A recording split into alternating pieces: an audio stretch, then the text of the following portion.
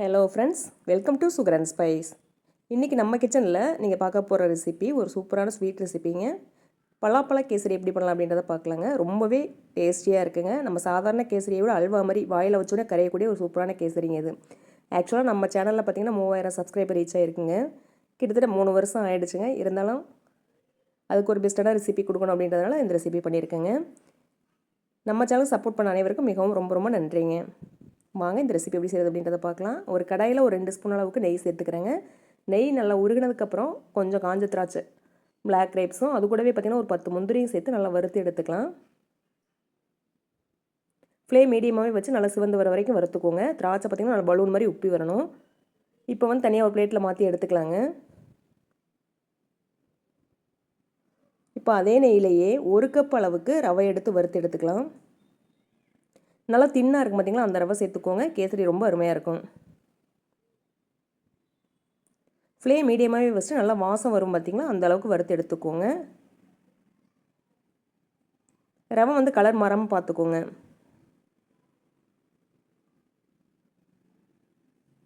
ஒரு 5 நிமிஷம் இது மாதிரி வறுத்திங்கனாலே போதும். நல்லா மொறுமொறுன்னு ஆகிடும்.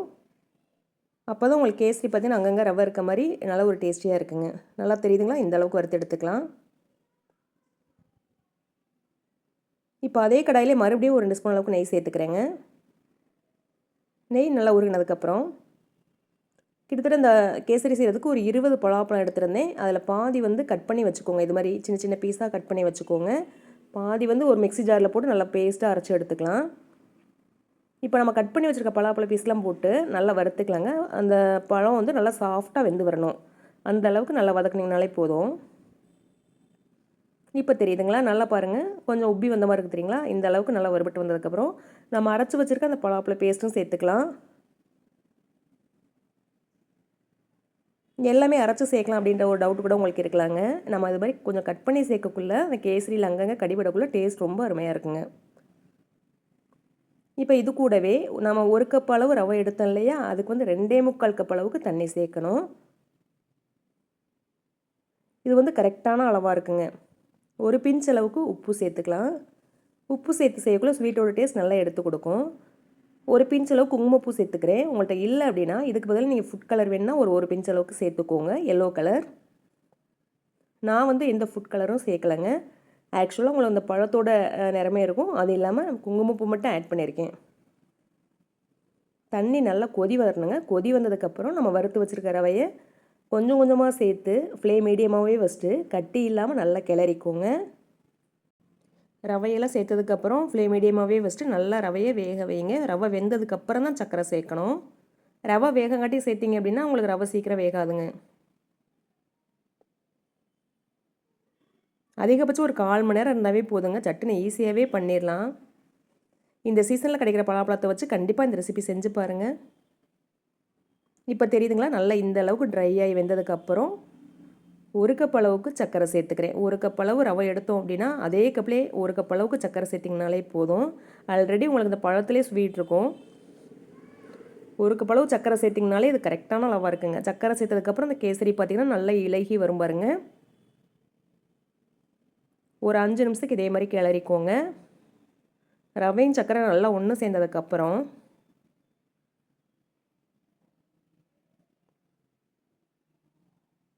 நல்லா இந்த அளவுக்கு வெந்ததுக்கப்புறம் 1 ஸ்பூன் அளவுக்கு ஏலக்காய் தூள் சேர்த்துக்கலாம். இது வெறும் ஏலக்காய் மட்டும் இல்லைங்க. ஒரு 6 ஏலக்காய், அது கூட ஒரு 2 கிராம்பு, ஒரு பிஞ்ச் பச்சை கற்பூரம், 1 ஸ்பூன் சர்க்கரை, இது எல்லாத்தையுமே ஒரு மிக்ஸி ஜாரில் போட்டு பொடிச்சு சேர்த்துருக்கேங்க. நீங்கள் இது மாதிரி சேர்க்கக்குள்ள நீங்கள் வந்து கல்யாண வீடுகளில் சாப்பிட்ற அதே ஃப்ளேவரில் இருக்கும். நல்ல ஒரு டேஸ்டியாக இருக்குங்க. கண்டிப்பாக இதே மாதிரி செஞ்சு பாருங்கள்.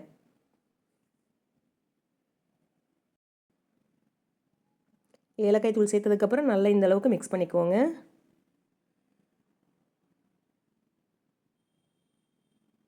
நெய் அதிகமாக இருக்க மாதிரி இருந்தது அப்படின்னா நீங்கள் இதுக்கு பதிலாக ஒரு 3 டேபிள் ஸ்பூன் நெய் மட்டும் சேர்த்துட்டு ஒரு 3 டேபிள் ஸ்பூன் அளவுக்கு ரீஃபைண்ட் ஆயில், அதாவது வாசனை இல்லாத எந்த எண்ணெய் வேணாலும் சேர்த்துக்கலாம்.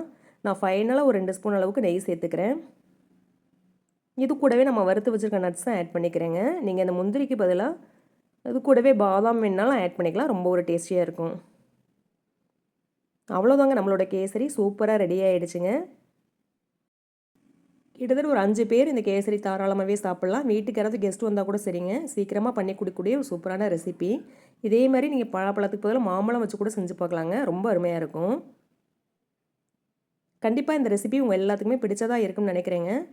இதே ரெசிபியை நீங்களும் கண்டிப்பாக வீட்டில் இந்த சீசனில் செஞ்சு பாருங்கள். குட்டீஸ்க்கு செஞ்சு கொடுத்து சந்தோஷப்படுத்துங்க. இந்த வீடியோ பிடிச்சிருந்தது அப்படின்னா வீடியோ கீழே மறக்காமல் ஒரு லைக் பண்ணுங்கள்.